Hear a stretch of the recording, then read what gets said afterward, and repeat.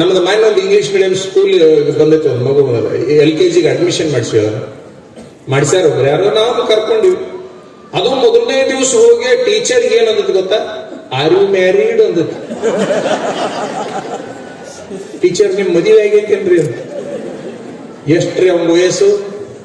3.5 ವರ್ಷ. 3.5 ವರ್ಷದ ಹುಡುಗ ಟೀಚರಿಗೆ ಮದುವೆ ಆಗೈತೇನ್ರಿ ಅಂತ ಕೇಳ್ತಾನಂದ್ರೆ ಎಷ್ಟರ ಮಟ್ಟಿಗೆ ಸಂಸ್ಕಾರ ಬೆಳೆಯಾಕೈತಿ ಹುಡುಗರು. ವಿಚಾರ ಮಾಡ್ರಿ. ಹಿಂದಕ್ಕೆ ಮದುವೆ ಆದ 3 ವರ್ಷದ ತನಕ ಹೆಂಡತಿ ಅಂದ್ರೆ ಏನು ಗೊತ್ತಿದ್ದಿಲ್ಲ. ಹಿಂದಿನ ಮಂದಿಗೆ ಮದುವೆ ಆದ್ಮೇಲೆ ಅವಕ್ಕೆ ಹೆಂಡತಿ ಅಂದ್ರೆ ಗೊತ್ತಿಲ್ಲ, ಗಂಡ ಅಂದ್ರೆ ಗೊತ್ತಿಲ್ಲ. ಹಂಗಿದ್ದು ಇವು 3.5 ವರ್ಷದ ಏನ್ ಕೇಳಾಕತ್ತೇವ ಅಂದ್ರ ಮದುವೆ ಆಗೈತೇನ್ರಿ ಟೀಚರ್ ಅಂತ ಕೇಳಾಕತ್ತೇವ. ಯಾಕೆ ಗಾಬರಿಯಾಗಿ ದಿಸ್ ಇಸ್ ಟೂ ಮಚ್, ಅತಿ ಆತಿದ್ದು. ಈಟದ ನೀವು ನನ್ನ ಮದುವೆ ಕೇಳ್ತಾನಲ್ಲ ಅಂದಾಕಿನ ನಾಳೆ ನಿಮ್ಮ ಅಪ್ಪನ ಕರ್ಕೊಂಬ ಅಂತ ಹಾಕಿ ಕಂಪ್ಲೇಂಟ್ ಮಾಡ್ಬೇಕು ಇವನ್ ಬಗ್ಗೆ ಅಂತೇಳಿ. ಆ ಮಗ ಅವಾಗ ಏನಂತ ಗೊತ್ತೇ, ಆಗ್ಲೇ ಒಂದು ಮದುವೆ ಆಗೈತ್ರಿ ಅನ್ನ. ಅಂದ್ರೆ ನಾ ಟೀಚರ್ ಅವ್ರ ಅಪ್ಪನ ಮದುವೆ ಆಗ್ಬೇಕಂತ ಮಾಡಿದ್ದಾಳೆ. ಅಲ್ಲ, ಆಕೆಗೆ ಅಷ್ಟು ತಿಳಿಯಂಗಿಲ್ಲ ಟೀಚರ್ಗೆ. ಅವ ಮದುವೆ ಆಗ್ಲಾರ್ದ ಇವಾಗ ಊಟಕ್ಕೆ ಸಾಧ್ಯ ಐತಿ. ನಮ್ಮ ಅಪ್ಪನ ಮದುವೆ ಆಗೈತ್ರಿ ಅಂದಂತೀವ. ಇಂತಿಂತಾವ್ ಊಟಕ್ಕಾವ. ಅದಕ್ಕೆ ಎದರಾಗ ಶಾನೆ ಅದಾವ ಅಂದ್ರೆ ಮೊಬೈಲ್ ಕೆದರದ್ರೊಳಗೆ ಶಾನೆ ಅದಾವ ನೋಡ ಅಷ್ಟೇ. ಇಷ್ಟು ಬಿಟ್ರೆ ಎದರಾಗೂ ಶಾನೆ ಇಲ್ಲ ಈಗಿನ್ನು. ಅದಕ್ಕೊಂದು ಸ್ವಲ್ಪ ನೀವು ಏನು ಇಷ್ಟು ದಿವಸ ಬಸವ ಪುರಾಣದಾಗ ಹೇಳ್ಯಾರ ಅದನ್ನೆಲ್ಲ ಸ್ವಲ್ಪ ತಲೆಯಾಗಿ ಇಟ್ಕೊಳ್ರಿ. ಅದನ್ನೊಂದು ಸ್ವಲ್ಪ ಆಚರಣೆ ಒಳಗೆ ತಗೊಂಡ್ಬರ್ರಿ. ಅವಾಗ ನಮ್ಮ ಗೆಳೆಯರದ ರಜತ ಮಹೋತ್ಸವ ಸಾರ್ಥಕ ಆಗತ್ತ, ಜನ್ಮ ಶತಮಾನೋತ್ಸವ ಸಾರ್ಥಕ ಆಗತ್ತ, ಸುವರ್ಣ ಮಹೋತ್ಸವ ಸಾರ್ಥಕ ಆಗತ್ತ, ಅಮೃತ ಮಹೋತ್ಸವ ಸಾರ್ಥಕ ಆಗತ್ತ. ಎಷ್ಟಿಟ್ಟಾರ್ರಿ ಎಂತ ಕಾರ್ಯಕ್ರಮಗಳು, ಅಪರೂಪದ ಕಾರ್ಯಕ್ರಮ. ಎಲ್ಲಾ ಕಡೆ ಸುದ್ದಿ ಆಗೈತಿ ಮಾಡ್ತಿದ್ರು. ಅಮೀನ್ಗಡ ಸುದ್ದಿ ಬೇರೆ ಇಲ್ಲಿ ಎಷ್ಟೈತೆ ಅಂತ ತಿಳ್ಕೊಂಡ್ರಿ ನೀವು. ನಾವೀಗ 40 ವಾರ್ಡಕ್ಕೆ ಹೋಗಿದ್ವಿ. 40 ವಾರ್ಡದೊಳಗೆ ಅಮೀನ್ಗಡಕ್ಕೆ ಹೊಂಟಿವಿ ಅಂದ್ಬಿಡು, ಬಸವ ಪುರಾಣ ವಿಚಾರಲ್ಲ ಅಲ್ಲಿ ಹೊಂಟ್ರಿ ಏನ್ರಿ ಅಂದ್ರ ಅಲ್ಲಿ ವಿಚಾರ ಮಾಡ್ರಿ. ಅಂದ್ರೆ ಎಲ್ಲಾ ಕಡೆಗೆ ಅಮೀನ್ಗಡ ಸುದ್ದಿ ಆಯ್ತು. ಅಮೀನ್ಗಡ ಬರೇ ಕರ್ದಂಟಿಗೆ ಪ್ರಸಿದ್ಧ ಆಗಿತ್ತು, ಈಗ ಬಸವ ಪುರಾಣದಿಂದ ಪ್ರಸಿದ್ಧ ಆಗಿತ್ತು. ಅದನ್ನೂ ಒಂದು ತಲೆ ಆಗಿರ್ಲಿ. ಬರೇ ಸಿಹಿಯಾದ ಕರ್ದಂಟಿಗೆ ಅಷ್ಟ ಪ್ರಸಿದ್ಧ ಆಗಿತ್ತು ಬಸವ ಪುರಾಣ.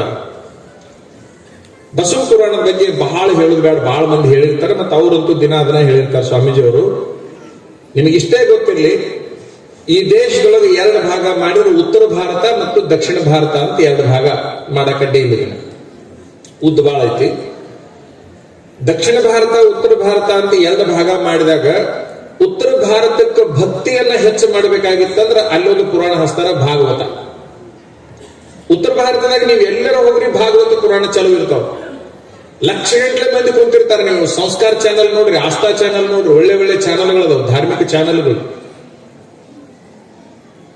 ಭಾಗವತವನ್ನ ಹಚ್ಚಿಬಿಟ್ರೆ ಸಾಕು, ರಾಧೇ ರಾಧೇ ಅನ್ಕೊಂತರು ಏನು ಹೆಣ್ಮಕ್ಳು ಲಕ್ಷಗಟ್ಟಲೆ ಜನ ಕುಂತಿರ್ತಾರೆ. ಉತ್ತರ ಭಾರತದಲ್ಲಿ ಭಕ್ತಿಯನ್ನ ಹೆಚ್ಚು ಮಾಡಬೇಕಾಗಿದ್ರೆ ಭಾಗವತವನ್ನ ಹಚ್ತಾರ. ದಕ್ಷಿಣ ಭಾರತದೊಳಗ ಭಕ್ತಿಯನ್ನ ಹೆಚ್ಚು ಮಾಡಬೇಕಾಗಿದ್ರೆ ಬಸವ ಪುರಾಣವನ್ನ ಹಚ್ತಾರ ಅಂತಕ್ಕಂಥದ್ದು ನಿಮ್ ತಲೆಯಾಗಿದೆ. 3 ಅದಾವ: ಭಕ್ತಿ, ಜ್ಞಾನ, ವೈರಾಗ್ಯ ಅಂತ 3 ಅದಾವ. ಒಬ್ಬ ಮನುಷ್ಯನಿಗೆ ಏನ್ ಬೇಕಂದ್ರೆ ಭಕ್ತಿನೂ ಬೇಕು, ಜ್ಞಾನನೂ ಬೇಕು, ವೈರಾಗ್ಯನೂ ಬೇಕು. ಈ 3 ಬೇಕಲ್ಲ.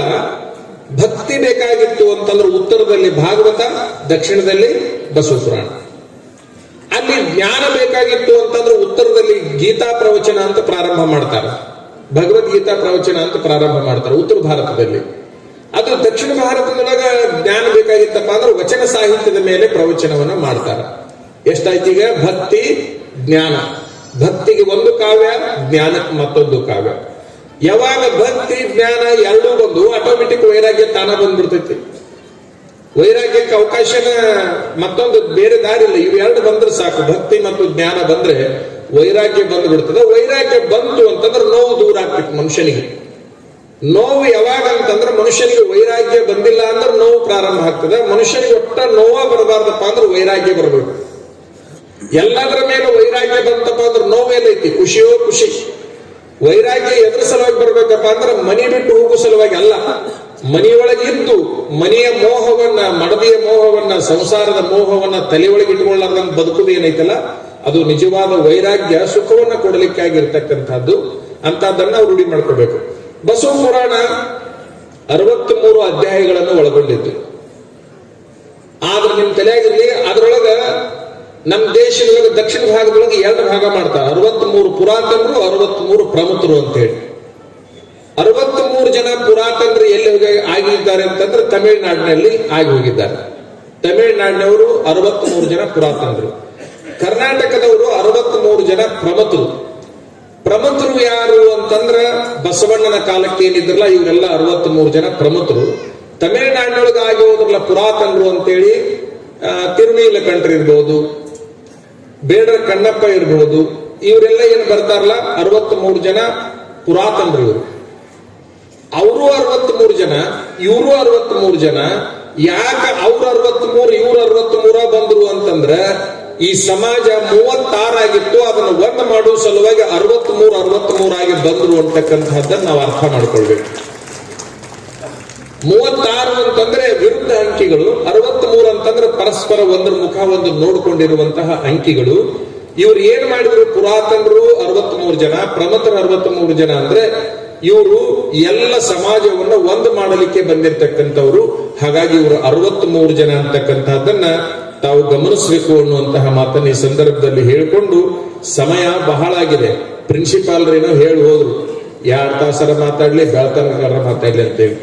ಯಾವನು ಒಬ್ಬ ಹಿಂಗ ಟೈಮ್ ಕೊಟ್ಟನಂತ ಒಬ್ರಿಗೆ, ಇವ್ರು ಹೆಂಗ್ ಕೊಟ್ರಲ್ಲ ಎಷ್ಟರ ಮಾತಾಡ್ರಿ ಅಂತೇಳಿ. ಕೊಡ ಒಂದ್ 8 ಗಂಟೆ ಹೋಗೈತಿ, ಕೊಟ್ಟು ಹೋಗ್ತಾನಂತೇಳಿ ತಿಳ್ಕೊಂಡು ಆ ಭಾಷಣ ಮಾಡೋ ಮುಂದೆ ಕುಂತವ್ರನ್ನ ಕೇಳಿದ್ರಂತ. ಮತ್ತ ಅವ್ರಂತೂ ಎಷ್ಟರ ಮಾತಾಡ್ರಿ ಅಂದಾರ, ನಿಮ್ಮ ಅಭಿಪ್ರಾಯ ಏನು ಅಂತ ಕೇಳಿದ್ರೆ ಎಷ್ಟರ ಮಾತಾಡ್ರಿ, ನಾವು ಮಾತ್ರ 10 ನಿಮಿಷ ಕುಂದಿರ್ತೀವಿ ಅಂದ್ರಂತ ಅವ್ರು. ಅಂದ್ರ ಅವ್ರು ಟೈಮ್ ಕೊಟ್ಟು ನೀವು ಟೈಮ್ ಕೊಡೋದಕ್ಕೂ ವ್ಯತ್ಯಾಸ ಐತಿ. ಅವ್ರು ಹೇಳಿದಷ್ಟೇನು ನಾವು ಮಾತಾಡುದಿಲ್ಲ. ನಾವು ಕೂಡ ಲಿಂಗೈಕ್ಯ ಪ್ರಭುರಾಜೇಂದ್ರ ಮಹಾಸ್ವಾಮಿಗಳು ಜೀವಂತಿದ್ದಾಗ ಈ ಮಠಕ್ಕೆ ಬಂದವ್ರೆ. ನಾನೊಬ್ಬ ಸಣ್ಣ ಹುಡುಗ, ಮರಿ ಆಗಿದ್ದೆ, ಸಣ್ಣ ಹುಡುಗ.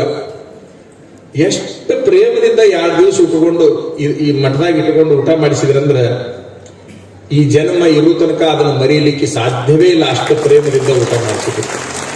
ಮೊದಲನೇ ಪರಿಚಯದಲ್ಲಿ 2 ದಿವಸ ಇಟ್ಟುಕೊಂಡು ಉಣಿಸಿ ಹೋಗುವಾಗ 50 ರೂಪಾಯಿ ಕೊಟ್ಟರು. ನಾ 50 ರೂಪಾಯಿ ನೋಡಿದ್ದೇ ಇಲ್ಲ. ನಿಮ್ ತಲೆಗಿರ್ಲಿ, 50 ರೂಪಾಯಿ ಕೊಟ್ರು. ನನಗೂ ಮುರುಘಾಮಠ ಸ್ವಾಮೀಜಿ ಅವ್ರು ಹೇಳಿದ್ರಲ್ಲ, ಹೋಗುವಾಗ ರೊಕ್ಕ ಕೊಡ್ತಿದ್ರು ಅಂತ. 50 ರೂಪಾಯಿ ಕೊಟ್ಟರು, ಅದನ್ನ ಎಂದೂ ಮರೆಯಕ್ಕೆ ಸಾಧ್ಯ ಇಲ್ಲ. 2 ದಿವಸ ನಾನು ಇಲ್ಲಿ ಇದ್ದಾಗ ಅವರು ಗಿಳಿ ಜೋಡಿ ಮಾತಾಡ್ತಿದ್ರು, ಪಾರಿವಾಳ ಜೋಡಿ ಮಾತಾಡ್ತಿದ್ರು, ಒಬ್ಬರ ಹೋಗಿ ಅವ್ರು ಕೂಡ ಮಾತಾಡ್ತಿದ್ರು. ಜನರಿಂದ ದೂರ ಇದ್ರು, ಆ ಮುಗ್ಧ ಪ್ರಾಣಿಗಳಿಂದ ಬಹಳ ಹತ್ತಿರವಾಗಿದ್ರು. ನಾವು ಬಸವಾದಿ ಶರಣರ ಚರಿತ್ರೆಗಳನ್ನು ಓದುವಾಗ ಅಕ್ಕ ಮಹಾದೇವಿ ಚರಿತ್ರೆಯನ್ನು ಬಹಳಷ್ಟು ಪ್ರಧಾನವಾಗಿ ಬರ್ತೈತಿ. ಅಕ್ಕ ಮಹಾದೇವಿ ಸದಾ ಕಾಲ ಪ್ರಾಣಿ ಪಕ್ಷಿಗಳ ಜೊತೆ ಇರ್ಬೇಕಂತ ಬಯಸಿದವಳು. ಚಿಲಿಮಿಲಿ ಎಂದು ಓದುವ ಗಿಳಿಗಳಿರ ನೀವು ಕಾಣಿರೆ ವಚನದ ತುಂಬಾ ಪ್ರಾಣಿಗಳು ಪಕ್ಷಿಗಳು ಬರ್ತಾವ. ಅಕ್ಕ ಮಹಾದೇವಿ ಫೋಟೋ ನೋಡ್ರಿ, ಅಲ್ಲೆಲ್ಲ ಪ್ರಾಣಿ ಪಕ್ಷಿಗಳು, ಸಭ್ಯ ಪ್ರಾಣಿಗಳು ಆಕಿನ ಮೊದಲು ಮಲಗ್ಯಾವ. ಇದನ್ನೆಲ್ಲ ನೀವು ನೋಡಿದ್ರೆ ಗೊತ್ತಾಗ್ತೈತಿ. ಆದ್ರೆ ಮಹಾಶಿವಶರಣೆ ಅಕ್ಕ ಮಹಾದೇವಿ ಪ್ರಾಣಿ ಪಕ್ಷಿಗಳು, ಸಭ್ಯ ಪ್ರಾಣಿ ಪಕ್ಷಿಗಳ ಜೋಡಿ ಬದುಕಿದ್ಲು ಅಂತ ಓದಿದ್ವಿ. ಅದನ್ನ ಎಲ್ಲಾದ್ರೂ ಕಂಡಿದ್ರೆ ಪ್ರಭುರಾಜೇಂದ್ರ ಮಹಾಸ್ವಾಮಿಗಳ ಕಾಲಕ್ಕೆ ಅವ್ರು ಅದರ ಜೋಡಿ ಬದುಕ್ತಾ ಇರೋದನ್ನ ನಾವು ಕಂಡ್ವಿ. ಅವು ಏನ್ ಮಾತಾಡ್ತಿದ್ವಿ, ಇವ್ರು ಹಿಂಗ್ ಮಾತಾಡಕ್ ಹೋಗ್ಲಿ, ಅವು ಚೂ ಮಾಡ್ತಿದ್ವಿ. ಇವ್ರನ್ನ ಕಂಡು ಕೂಡ್ಲಿ ನಾವು ಹೋದ್ರು ಮಾರಿ ಒಳಿಸ್ಕೊಂಡು ನಿಲ್ತಿದ್ವು. ಮೊದಲನೇ ಸರಿ ಹೋದವ್ರು ಅವು ನಾವು ಹೋದ್ ಕೂಡಲೇ ಮಾರಿ ಒಳಿಸ್ಕೊಂಡು ಹಾರಿ ಹೋಗ್ತಿದ್ವು. ಇವ್ರು ಬಂದ್ರು ಕೂಡ್ಲೇನೆ ಏನೇನೋ ಒಟ್ಟು ಇವರು ಏನೋ ಮಾತಾಡ್ತಿದ್ರು, ಅವು ಏನೋ ಮಾತಾಡ್ತಿದ್ವು. ವಿಚಿತ್ರ ಲೋಕ. ಒಬ್ಬ ನಿಜವಾದ ಸನ್ಯಾಸಿ ಈ ದೇಶದ ಇತಿಹಾಸದಲ್ಲಿ ಋಷಿಮುನಿಗಳ ಕಾಲದಿಂದ ಇಲ್ಲಿಯವರೆಗೆ ಮುಕ್ತ ಪ್ರಾಣಿ ಮತ್ತು ಸಭ್ಯ ಪ್ರಾಣಿಗಳ ಜೋಡಿ ಬದುಕುವಂತ ರೂಢಿಯನ್ನ ಸನ್ಯಾಸಿಗಳು, ಯೋಗಿಗಳು ಇಟ್ಟುಕೊಂಡಿರ್ತಾರ. ಆ ಪರಂಪರೆಯಲ್ಲಿ ಪ್ರಭುರಾಜೇಂದ್ರ ಮಹಾಸ್ವಾಮಿಗಳವರು ಬಂದಿದ್ರು ಅಂತಕ್ಕಂಥದ್ದನ್ನ ನಾವು ಅರ್ಥ ಮಾಡ್ಕೊಳ್ಬೇಕಾಗತ್ತೆ. ಮತ್ತು ಅವ್ರು ಎಷ್ಟು ಶಿಸ್ತು ಅಂದ್ರೆ ಅದ್ಭುತ ಶಿಸ್ತು. ಆ ಸ್ವಚ್ಛತೆ ಅಂದ್ರೆ ಆ ಸ್ವಚ್ಛತೆ, ಆ ಶಿಸ್ತು ಅಂದ್ರೆ ಆ ಶಿಸ್ತು, ಆ ಸೌಮ್ಯತೆ ಅಂತಂದ್ರೆ ಆ ಸೌಮ್ಯತೆ. ಇದನ್ನೆಲ್ಲ ನೋಡಿ ಹಾಲ್ಕೇರಿ ಮಠ ಬಿಟ್ಟು ಬಂದ್ರು. ಬಿಟ್ಟು ಯಾಕೆ ಬಂದ್ರು ಅಂತಂದ್ರ ಎದಕ್ ಬೇಕು ಈ ಲೋಕದ ವ್ಯವಹಾರ, ಗೋಡಿವಿ, ಇದನ್ನೆಲ್ಲ ಸಮಸ್ಯೆಗಳು ಅಂತ ಹೇಳಿ ಬಿಟ್ಟು ಬಂದ್ರು ಅವ್ರು. ಆದ್ರೆ ನಿಮ್ ತಲೆಯಾಗಿರ್ಲಿ, ಸ್ವಾಮಿಗಳು ಬಿಟ್ಟು ಹೋಗಿದ್ದ ಆದರ್ಶ ಆಗಬಾರದು. ಯಾವ ಸ್ವಾಮಿನೂ ಬಿಟ್ಟು ಹೋಗಲಾರ್ದಂಗೆ ನೋಡ್ಕೊಳ್ಳೋದು ಆ ಊರಿನ ಆದರ್ಶ ಆಗ್ಬೇಕೇ ಹೊರತಾಗಿ ಒಬ್ಬ ಸ್ವಾಮಿ ಬಿಟ್ಟು ಹೋಗ್ತಾನಂತಂದ್ರೆ ಅದು ಆದರ್ಶ ಅಲ್ಲ. ಆ ಊರು ಏನ್ ಮಾಡ್ಬೇಕಪ್ಪ ಅಂದ್ರೆ ಸ್ವಾಮಿಗಳನ್ನ ಬಿಟ್ಟು ಹೋಗ್ಲಾರ್ದಂಗೆ ನೋಡ್ಕೋಬೇಕು. ಆಗಿನ ಮಂದಿ ಅಂತೂ ಇವೆಲ್ಲ ಮೆತ್ತಗ ಇದ್ರು, ಹಂಗಾಗಿ ಪಾಪ ಎದಕ್ ಬೇಕಪ್ಪ ಅಂತ ಬಿಟ್ಟು ಹೋಗಿದ್ರು. ಈಗ ನಾವು ಗಟ್ಟಿಯಾಗಿ ಬಿಟ್ಟಿವಿ. ನಿಮ್ ಮನೆ ಬರ ನಮ್ಗೆ ಗೊತ್ತಾಗೈತೆ, ನಿಮ್ ಮನೆ ಬರ ನಮಗ್ ಗೊತ್ತಾಗಿ ಬಾ ಯಾವ ಬರ್ತೀರಿ ಬರಲೇ ಮಕ್ಕಳನ್ನ ಹಾಕತ್ತೀವಿ ನಾವು. ಯಾಕಂತಂದ್ರೆ ವಿಚಿತ್ರ ಅನ್ಸಾಕತೈತಿ. ನಿಮಗ ಒಂದ್ ಮಾತು ಕೇಳ್ತೀನಿ, ಹಂಗ ಸ್ವಲ್ಪ ಮಠ ದುಂಡಗಾತ ಕೂಡ ಕಮಿಟಿ ಮಾಡ್ಬೇಕಂತ ಒಂದು ಗುಂಪು ಚಲೋ ಆಕೈತಿ ಊರಾಗ. ಹಂಗ ಎಲ್ಲ ಈ ಊರಾಗಲ್ಲ ನಾ ಹೇಳುದು, ಒಂದ್ ಹಂಗ ಚಲೋ ಆಕೈತಿ. ಯಾವಾಗಿದು ದುಂಡಗಿದ್ದಾಗ ಕಮಿಟಿ ಮಾಡೋರಿಗೆ ನಾ ಪ್ರಶ್ನೆ ಕೇಳ್ತೀನಿ, ತಿನ್ನಾಕತಿ ಇಲ್ಲದ ಸ್ವಾಮಿಗಳದಾರಲ್ಲ ಅಲ್ಲಿ ಹೋಗಿ ಕಮಿಟಿ ಮಾಡಿ ಆ ಮಠ ಉದ್ಧಾರ ಮಾಡ್ಬೇಕು, ಆ ಮಠ ಉದ್ಧಾರ ಮಾಡ್ಬೇಕು, ಮಾಡಂಗಿಲ್ಲ. ಮಾನ್ಯ ಮಠದಾಗ ಕಮಿಟಿ ಮಾಡ್ಬೇಕಂತ ಬಂದಿದ್ರು ಜನ. ಆ ಸ್ವಾಮಿಗಳು ಪಾಪ ಮುಗ್ದ್ರವ್ರು ಹಿಂಗ್ ಮಾಡ್ಬೇಕಂತ ಬಂದಾರೆ ಅಂತ ಅಂದ್ಕೂಡಲೇ ನಾನು ಅಲ್ಲಿ ಹೋದೆ. ಅವ್ರನ್ನೆಲ್ಲ ಕೇಳಿದೆ, ಏನಪ್ಪ ಏನ್ ಸಮಾಚಾರ? ಮಠಕ್ಕೆ ಒಂದು ಕಮಿಟಿ ಮಾಡ್ಕೊಂಡ್ ಮಾಡಿವ್ರಿ.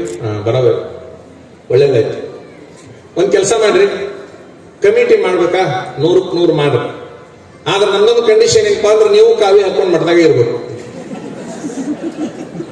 ಕಮಿಟಿ ಮಾಡಕ್ ಬೇಡ, ನೀವು ಕಾವಿ ಹಾಕೊಂಡ್ ಮಠದಾಗೆ ಇರ್ಬೇಕು.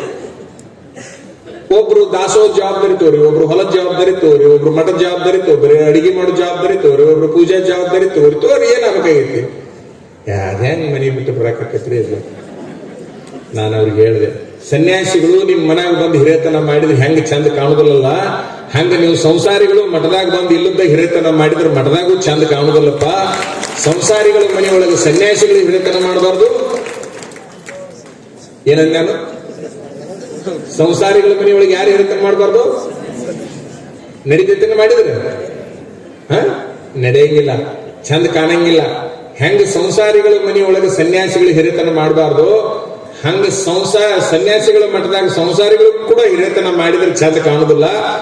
ಸ್ವಾಮಿಗಳು ಹೋಗಿ ಸಂಸಾರಿಗಳ ಮನೆಯೊಳಗೆ ಆಶೀರ್ವಾದ ಮಾಡಿ ಬರಬೇಕು, ಸಂಸಾರಿಗಳ ಮಠಕ್ಕೆ ಬಂದು ಸೇವಾ ಮಾಡಿ ಹೋಗ್ಬೇಕು.